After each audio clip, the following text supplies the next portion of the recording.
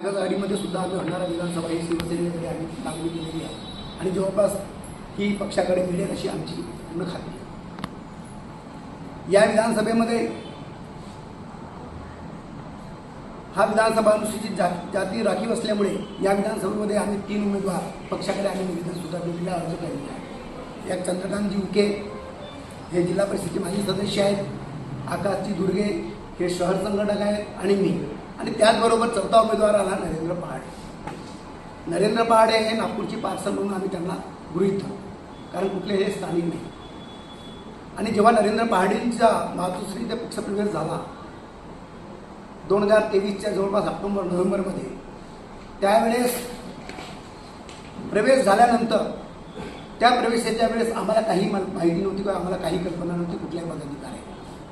आणि पक्षप्रवेश झाल्यानंतर अगदी बाहेर निघताबरोबर मातोश्रीच्या बाहेर निघताबरोबर अगदी गेटवरती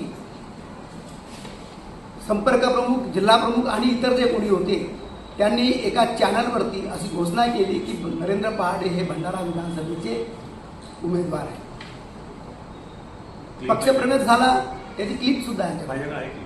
पक्षप्रवेश झाला, पक्षप्रवेश होता बरोबर, अजून आघाडी नाही, काही नाही, कुठल्या प्रकारचं काही नसताना उमेदवार कधी पक्षप्रमुख डिक्लेअर करत नाही, अजून उत्तर झालेत नाही, उमेदवार ठरलेत नाही.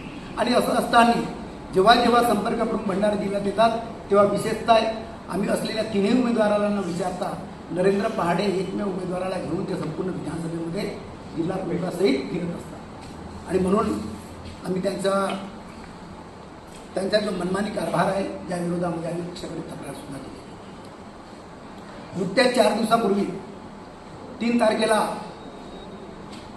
जिल्हा संपर्क प्रमुख खोपडेजी आणि जिल्हा प्रमुख संजयजी रेहपाडे यांनी भंडारा विधानसभेमध्ये भूतप्रमुख आणि बीएलओच्या मीटिंग आयोजित केली. त्या मीटिंगमध्ये जिल्हा प्रमुखांनी सांगितलं की जे विधानसभेचे उमेदवार आहेत त्यांना याच्यामध्ये इन्व्हॉल्व्ह होता येणार नाही आणि त्यामुळे आम्ही घ्यायला जाऊ शकलो नाही. परंतु 3 तारखेपासून तर 6 तारखेपर्यंत होत असलेल्या भूतप्रमुख आणि बीएलओच्या दौऱ्यामध्ये नरेंद्र पहाडे याला विशेष दर्जा देऊन संपर्क प्रमुख सोबत गेले होते. त्यानंतर 6 तारखेला पवनी इथे बीएलओ आणि भूतप्रमुखाची शिवसेना पक्ष कार्यालय पवनी शहराच्या इथं मीटिंग अरेंज केली आणि त्या मीटिंगमध्ये भूतप्रमुख आणि बीएलओच्या मीटिंगमध्ये आम्ही सुद्धा हजर झालो त्यावेळेस पवनीला 6 तारखेला. आणि त्यामध्ये त्यांनी भूतप्रमुखाने बीएलओना संघटनेच्या बाबतीत जी काही माहिती होती ती दिली आणि माहिती दिल्यानंतर त्यांनी अशा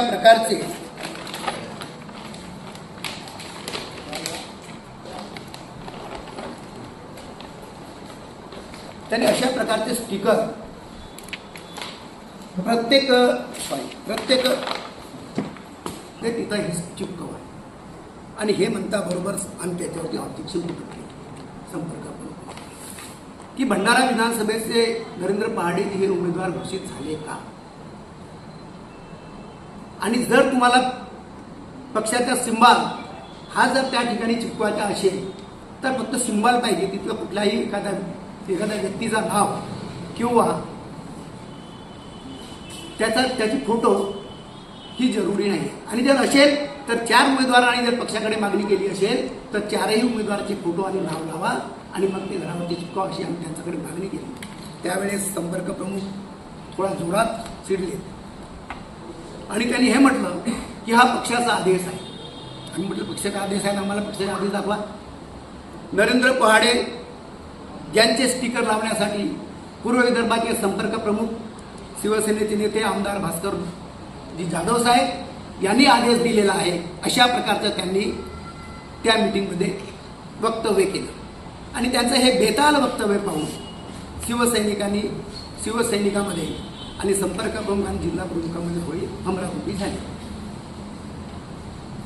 यावरून असं लक्षात येते की जेव्हा जेव्हा मुंबईला कुठल्याही मीटिंग होत असताना आम्हाला मीटिंगला अरेंज करत नाही आणि जिल्हा प्रमुख वारंवार मुंबईच्या फेऱ्या करतो पहाडेसोबत. प्रश्न आहे आणखी आम्ही त्यांच्यासोबत तुम्ही फेऱ्या करता, मीटिंग आहे. यापूर्वी मी जिल्हा प्रमुखांना 2 पत्र असे दिलेले आहेत की तात्काळ बैठक लावण्यात यावी. अशा प्रकारचे 2 पत्र त्यांना मी दिलेले आहेत की भंडारा विधानसभा ही अगदी विधानसभेच्या निवडणुका जवळ आल्या आहेत आणि विधानसभा बघून आपण पटकन तात्काळ बैठका लावाव्यात जेणेकरून आपण सगळ्यांना आपण मार्गदर्शन करू. परंतु माझ्या कुठल्याही 2ही पत्राचा जिल्हा प्रमुखांनी उत्तर दिलेलं नाही. आणि यावरून असं लक्षात येते की जिल्हा प्रमुख आणि संपर्क प्रमुख यांची मिलीभगत ही नरेंद्र पहाडेसोबत आहे आणि कुठंतरी पैशाची देवाणघेवाण झालेली आहे आणि म्हणूनच अशा प्रकारचा कटकारस्थान पक्ष संपविण्याच्या कटकारस्थान यांनी रचलेला आहे असा आमचा त्याच्यावर आरोप.